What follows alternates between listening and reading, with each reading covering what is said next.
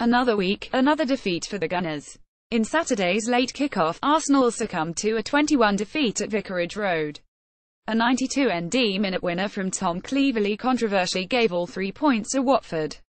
The London derby win means it's Watford's best ever start to a top-flight season. They're currently sitting 4th in the league with 15 points from 8 games.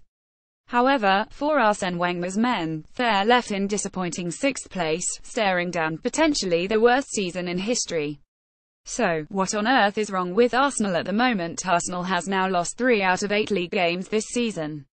We're only 8 games into the season and Arsenal have already lost 3 games, for a team that spent around £61 million on arrivals during the summer transfer window. This is not an ideal situation. 3 losses a season used to be the benchmark for a title-winning team. That's in reference to a 38-game season, not just 8 matches. The Gunners are sliding further away from the league title every season, and this bad start has only further put a downer on the morale surrounding the club. It's not that the fans are not used to failure, it's that they're tired of the failure happening, in the same manner, every year.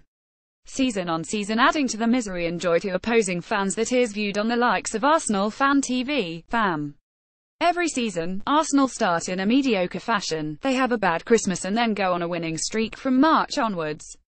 It's boring and the result is always the same. Arsenal are not coming close to winning the Premier League. Besides the blip of the 201,516 season, they have not put on a serious challenge since 20,045.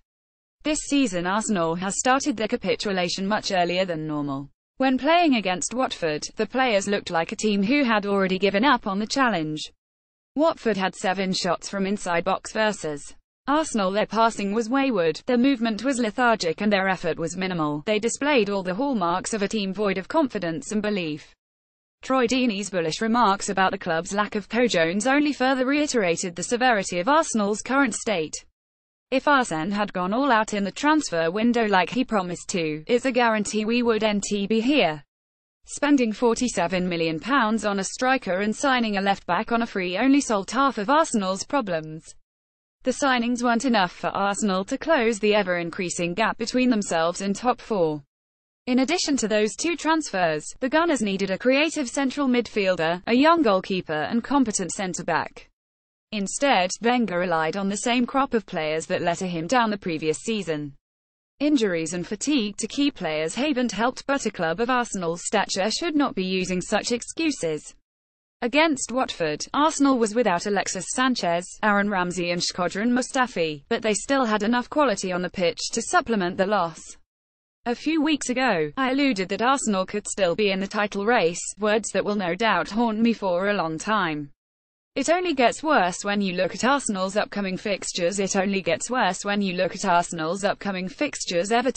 the 22nd of October, Swansea the 28th of October, Manchester City the 5th of November, the Tottenham Hotspurs H the 18th of November. The current Arsenal team will be lucky to muster up more than 3 points from these 4 games, which will then continue going forward unless Arsene Wenger addresses the glaring deficiencies in January.